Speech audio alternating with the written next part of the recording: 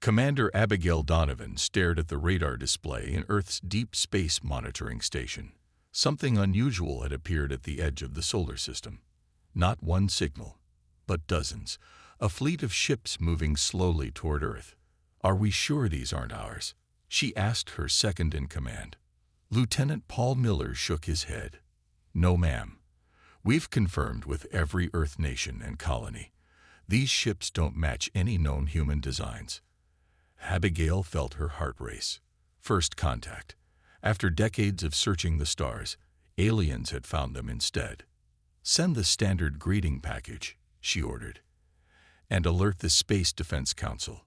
Within hours, the station buzzed with activity. Scientists, military officers, and government officials crowded the command center. The unknown fleet had responded to Earth's message with their own data burst.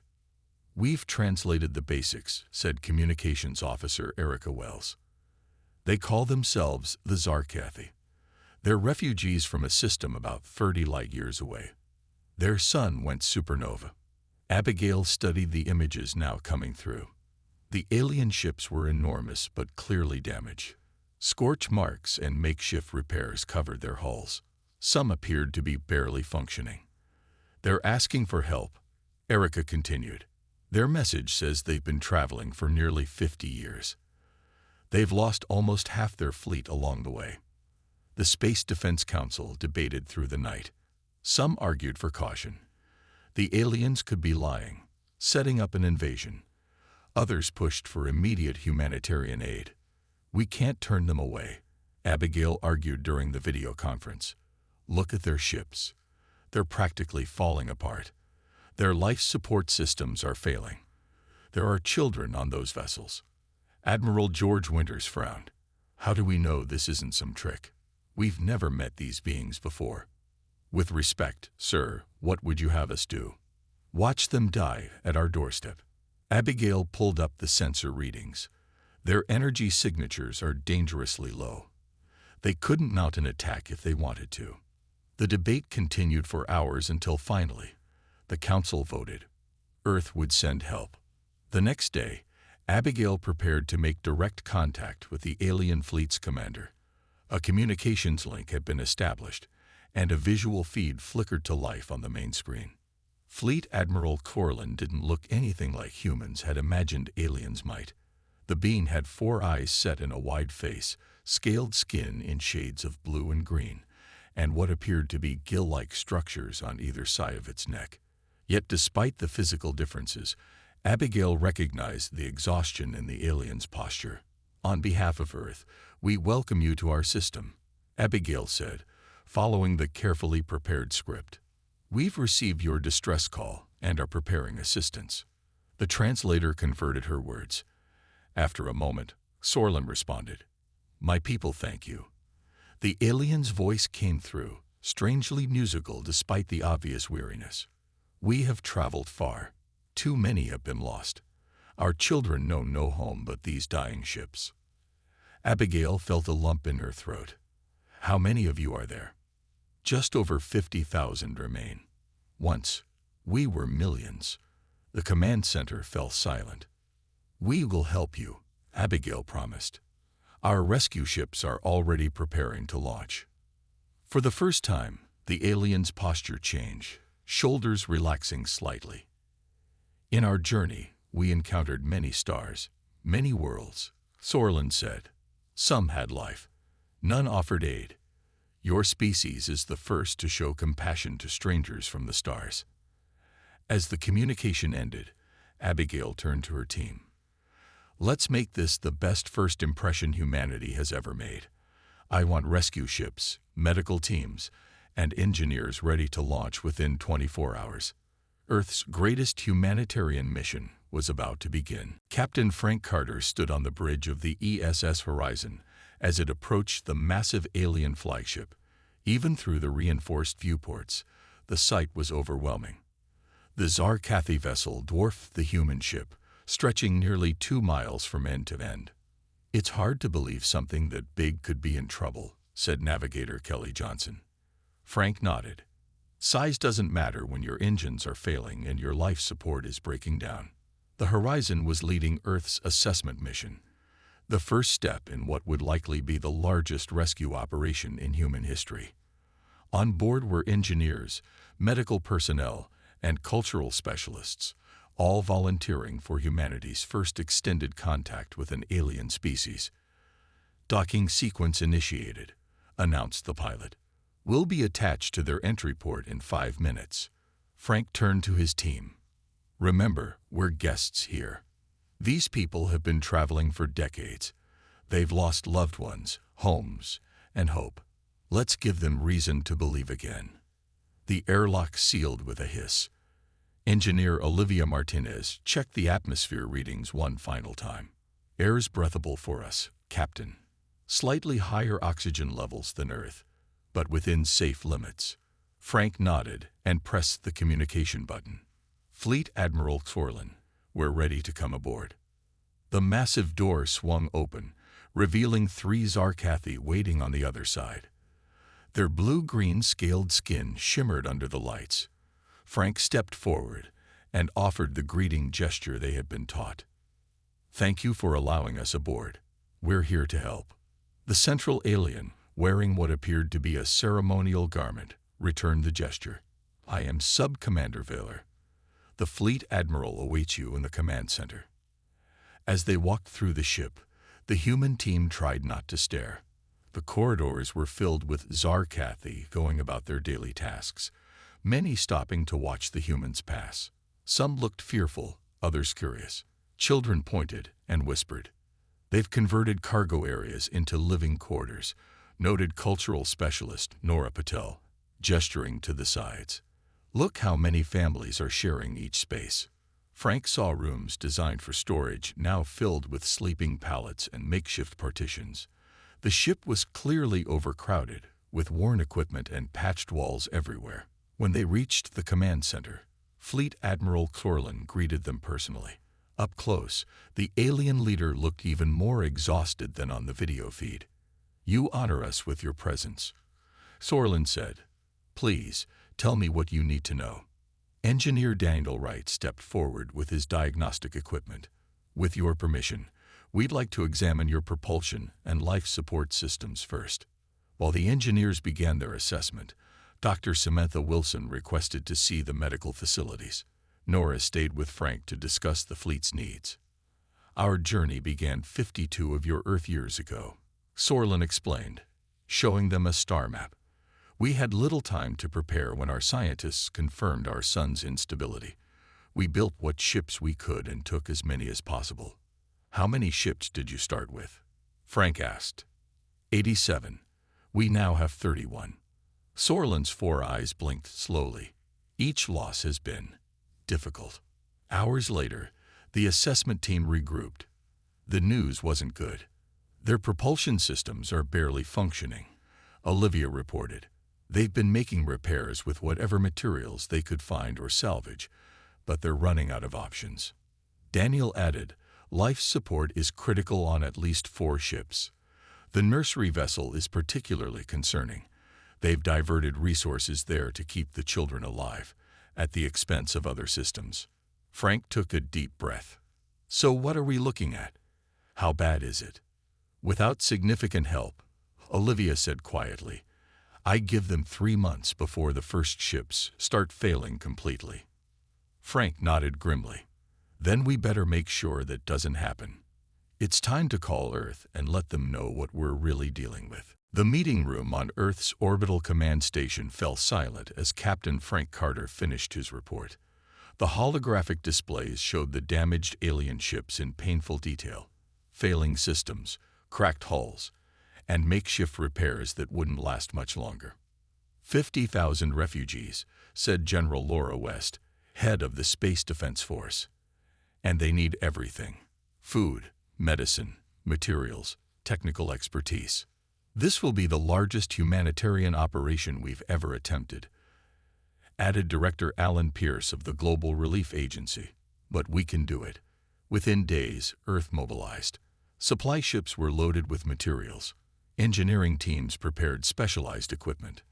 Medical units studied the limited data on Zarkathi biology. It was a global effort unlike anything in human history. Engineer Noah Kim stood in his lab surrounded by pieces of alien technology.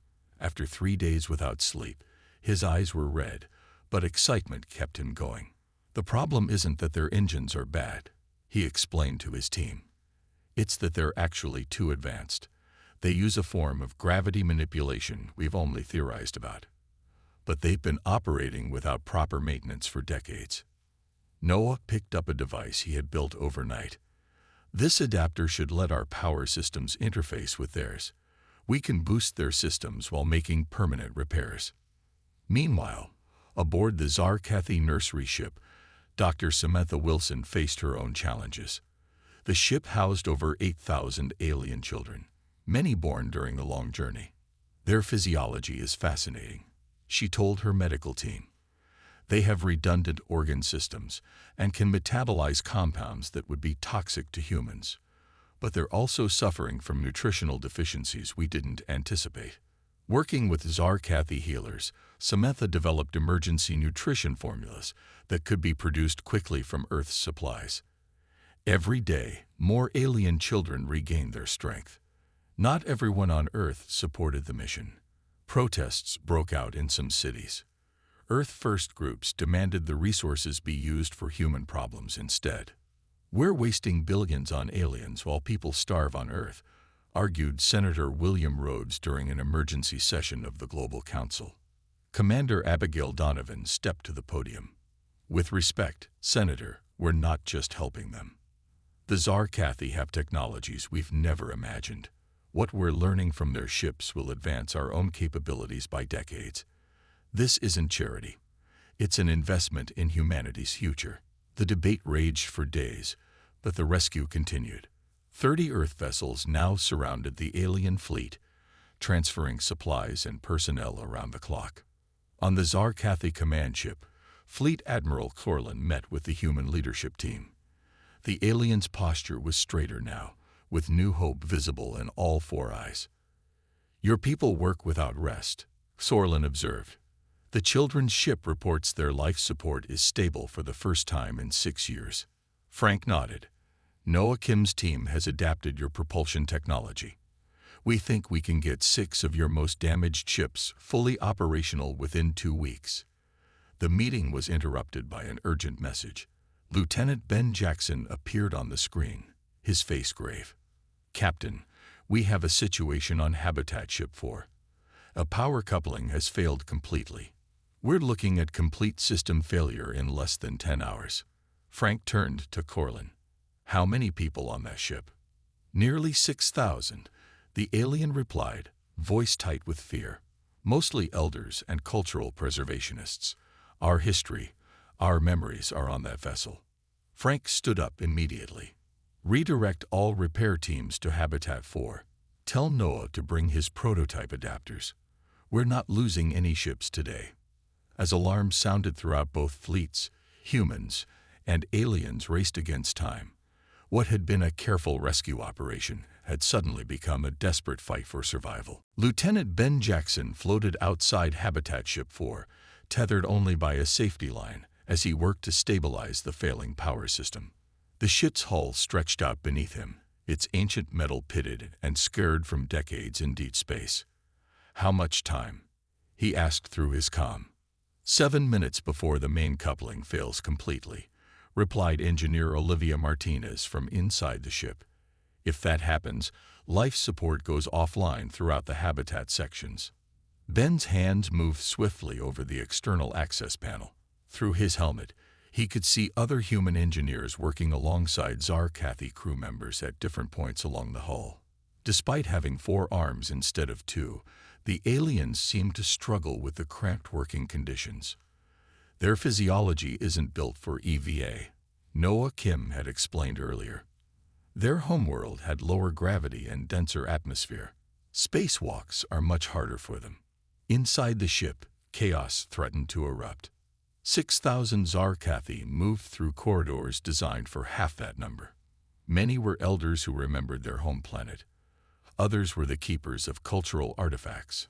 Art, music recordings, historical documents, all that remained of a civilization destroyed by a dying star. "We need to reroute power from sections C through F," said Olivia, her voice tight with stress as she coordinated the internal teams. "Everyone needs to clear those areas immediately." The translation caused confusion. Several Zarkathi began arguing with each other, gesturing wildly with all four arms. "What's happening?"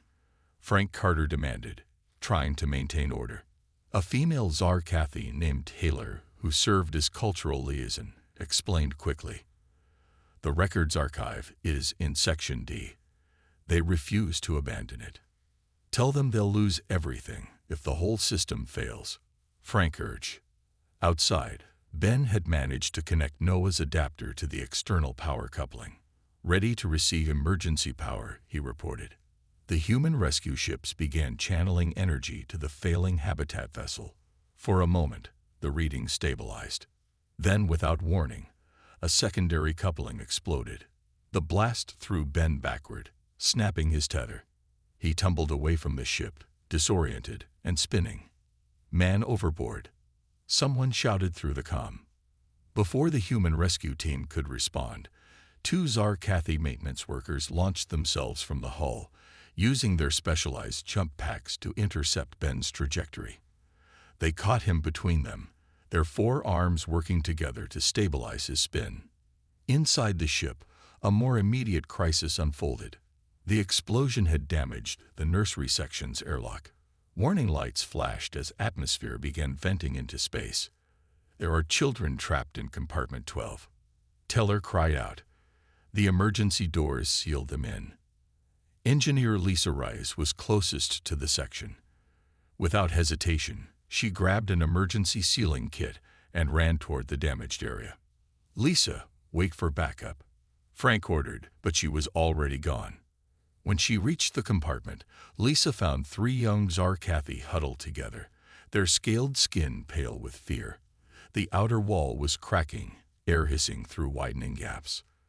Lisa worked frantically to apply sealing compound while instructing the children through gestures to move toward the inner door.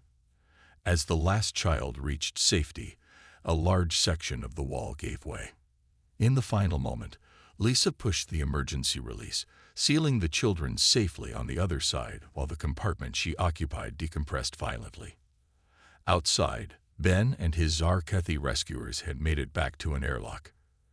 Emergency teams rushed to the nursery section, but they were too late for Lisa. Hours later, when the crisis had finally passed and Habitat Ship 4 was stable again, Fleet Admiral Corlin requested a private meeting with the human leadership team. The alien leader performed a ceremonial gesture rarely seen by outsiders. "Engineer Lisa Rice gave her life for our children," Sorlin said solemnly.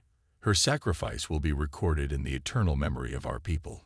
Frank nodded, grief visible on his face.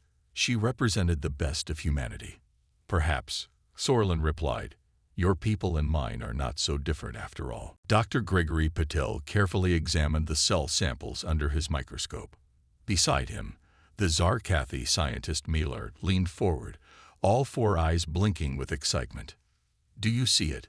Miller asked, his translator converting the musical alien language to English. "The protein structures are responding to the compound." Gregory nodded slowly. "It's incredible. Your cellular regeneration technology could revolutionize human medicine.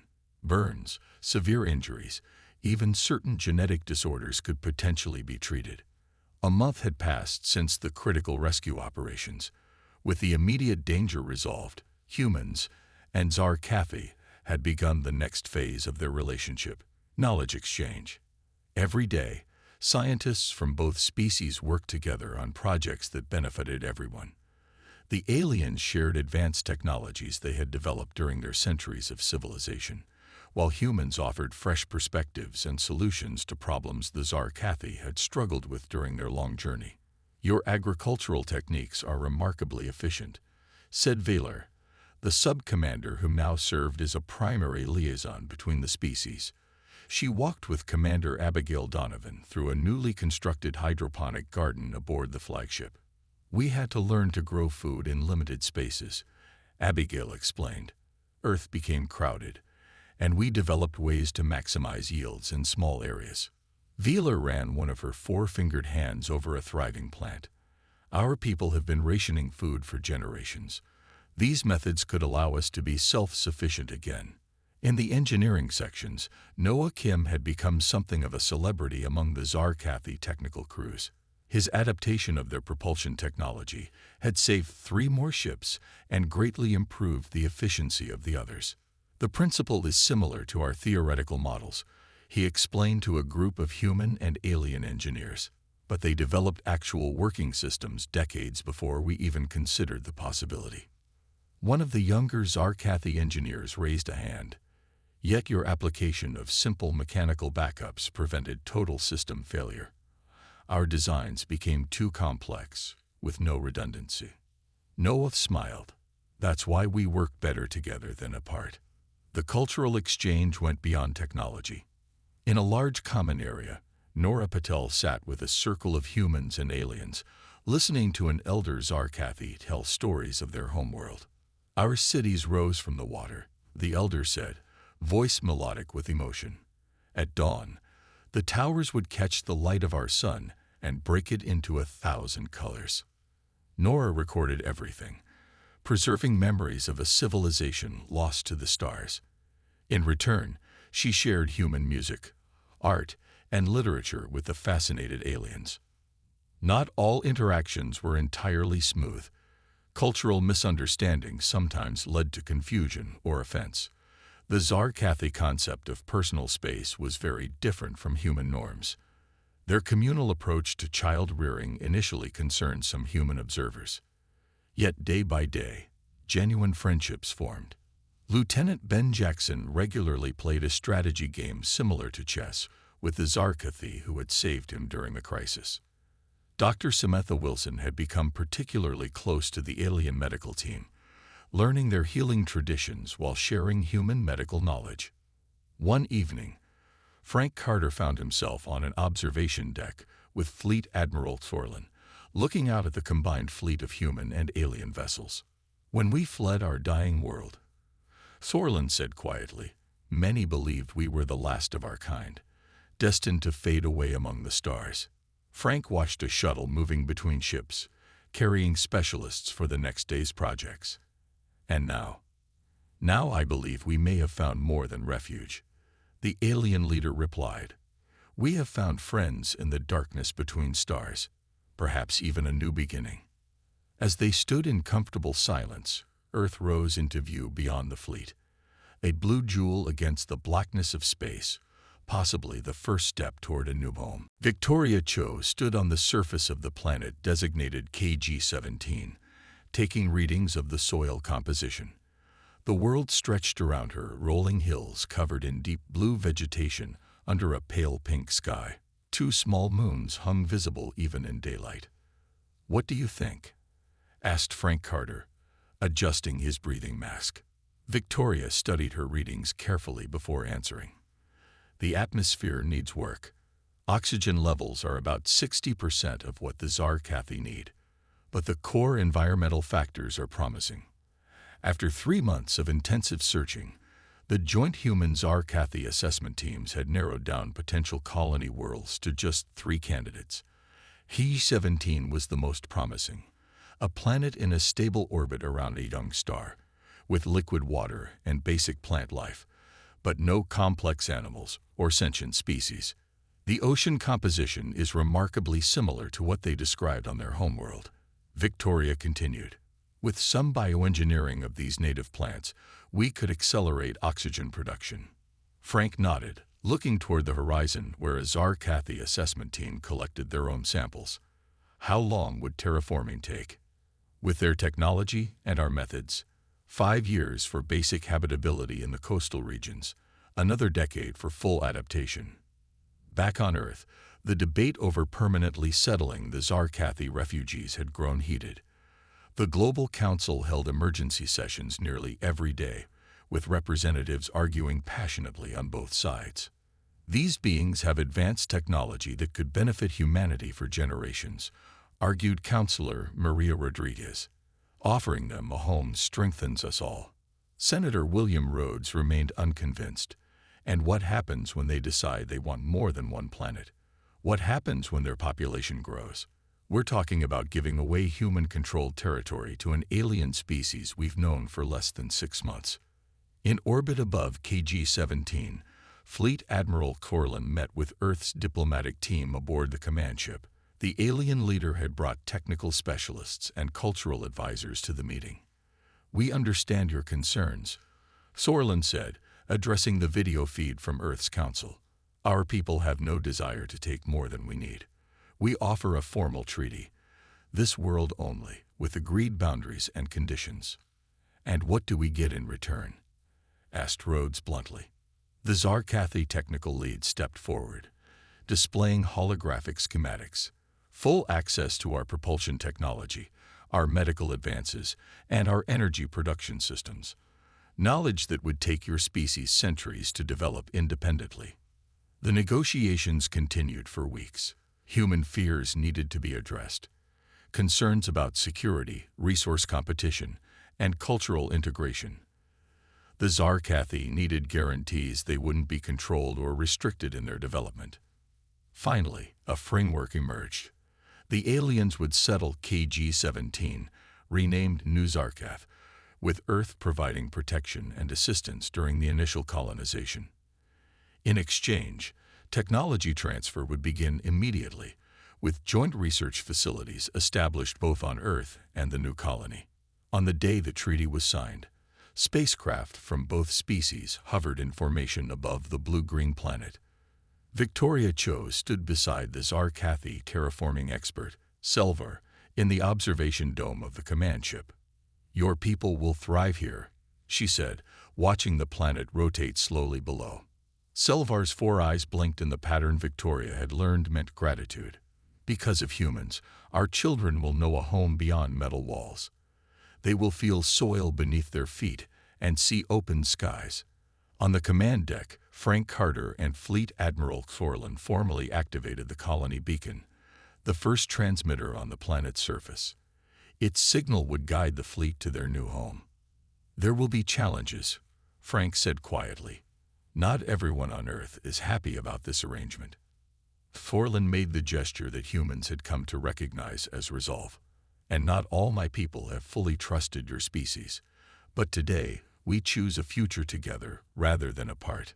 The beacon's light pulsed steadily on the monitoring screens, a small but powerful symbol of hope for 2 species who had found each other among the stars. The morning sun rose over New Zarkath, casting golden light across the coastal city of Unity.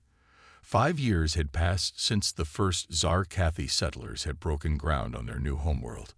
What had begun as a collection of prefabricated structures and landing pads had grown into a thriving community where curved alien architecture blended harmoniously with human design influences.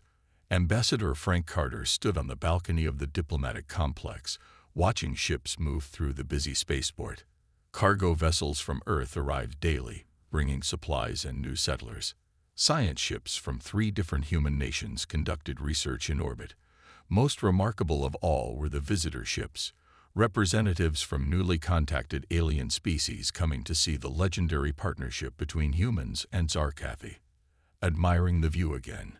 asked Fleet Admiral Sorlin, joining Frank on the balcony. The Zarkathi leader looked healthier than Frank had ever seen him, his scaled skin vibrant with the rich blue-green coloration that indicated well-being among his species. "Hard not to," Frank replied with a smile. "Some days I still can't believe what we've accomplished." The success of the rescue mission had transformed humanity's place in the galaxy. The technology exchange had accelerated human development beyond all expectations. Zarkathic propulsion systems now powered Earth's exploration vessels, allowing them to reach previously inaccessible star systems. Medical advances from the alien knowledge base had cured several human diseases thought to be untreatable. In return, human agricultural and environmental management techniques had helped the Zarkathi colony flourish. The population had grown to nearly 60,000, with the first generation of children born on New Zarkath now attending schools where they learned both species' languages and histories. The Nelvarans are impressed, Thorlin noted, referring to the latest alien visitors. They came expecting to find simple trade opportunities. Instead, they're requesting their own cultural exchange program. The rescue of the Zarkathi fleet had done more than save one species. It had sent a powerful message throughout nearby star systems. Humanity became known as protectors and allies rather than conquerors. After the Nelvarans, 3 other previously unknown species had initiated contact, drawn by stories of Earth's compassion. Later that day, Frank attended the dedication ceremony for the memorial garden. At its center stood a statue of engineer Lisa Rice, the human who had sacrificed her life to save Zarkathi children during the rescue. Around the perimeter, markers honored others lost during the journey, both humans and aliens who had given everything to secure this future. Noah Kim, now director of the Joint Technology Institute, gave a short speech. 5 years ago, we were strangers brought together by crisis. Today, we are partners building toward a shared tomorrow. Among the audience were many familiar faces. Dr. Samantha Wilson had established the Interspecies Medical Center, where treatments developed for one species now benefited many. Victoria Cho oversaw the ongoing terraforming project that was gradually adapting more of the planet for Zarkathi habitation. Commander Abigail Donovan, now an admiral, represented Earth's defense forces, which maintained a protective presence in the system. As the ceremony concluded, a group of Zarkathi and human children performed a song together, a melody that combined elements from both cultures. Frank noticed Nora Patol recording the performance, still documenting the evolving relationship between the species as she had since first contact. We received a message from the Earth Council this morning, Sorlin told Frank as they walked back toward the diplomatic complex. They've approved the Joint Exploration Initiative. 10 ships, crewed by both our peoples, will begin mapping the sector beyond the Nelvar systems. Frank nodded. From refugees to exploration partners in 5 years. Not bad. The sun was setting now, painting the sky in shades of pink and gold that reminded Frank of Earth's own sunsets. In the harbor below, fishing boats returned with their daily catch. Human designs adapted for Zarkathi crews. On the hillsides, the native blue vegetation grew alongside earth crops modified for this world's soil. 2 species from different stars, once strangers, now called the same planet home. And beyond New Zarketh, a galaxy of possibilities awaited them together.